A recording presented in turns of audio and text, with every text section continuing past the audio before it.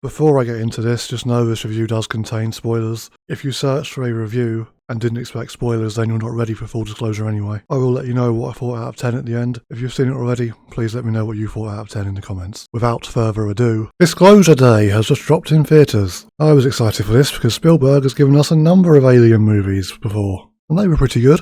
Close Encounters of the Third Kind, E.T., and the 2005 version of War of the Worlds. I thought the plot of this movie would be quite interesting because the topic is full disclosure, and that's quite relevant right now, and people are wondering, can the world handle the truth? I was expecting the movie to follow that very idea, but sadly it doesn't. Alright, there are a few characters with different views, but it doesn't really go deeper than, the world isn't ready for this. Yes it is. No it isn't. Yes it is. No it isn't. The film spends most of its run with Daniel trying to escape with the USB drives that contain all the information about aliens, including Roswell and all that stuff. But that should not be the point of the movie.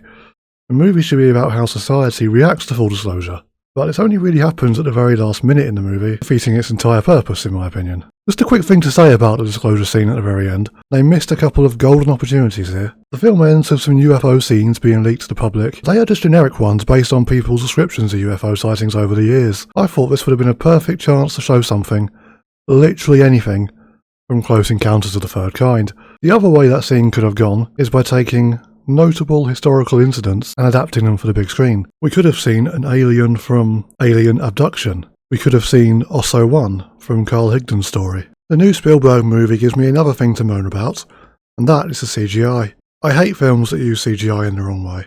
But this film used it for a fox at one point. You don't need to use CGI for a fox. Foxes are real.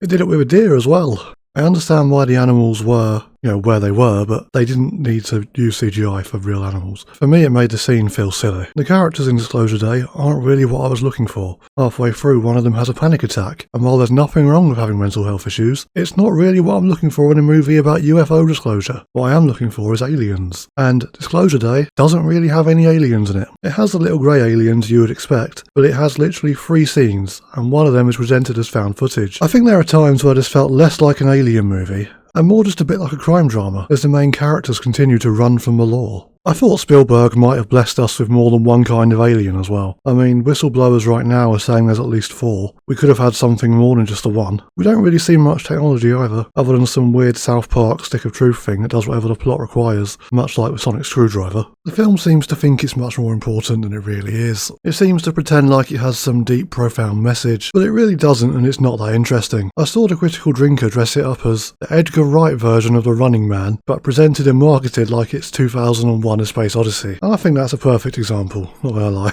Has Spielberg lost the plot with Disclosure Day? Well, I don't know. What I will say is that with his stunning history in film, the man is allowed a stinky movie here and there, even if it is one I was really excited for. Anyway, out of 10, I'd have to give this movie a 3. I was really let down. I will probably do a review of the Supergirl movie when that comes out, so subscribe if you feel like seeing that. The chances of me liking it are quite low, but who cares.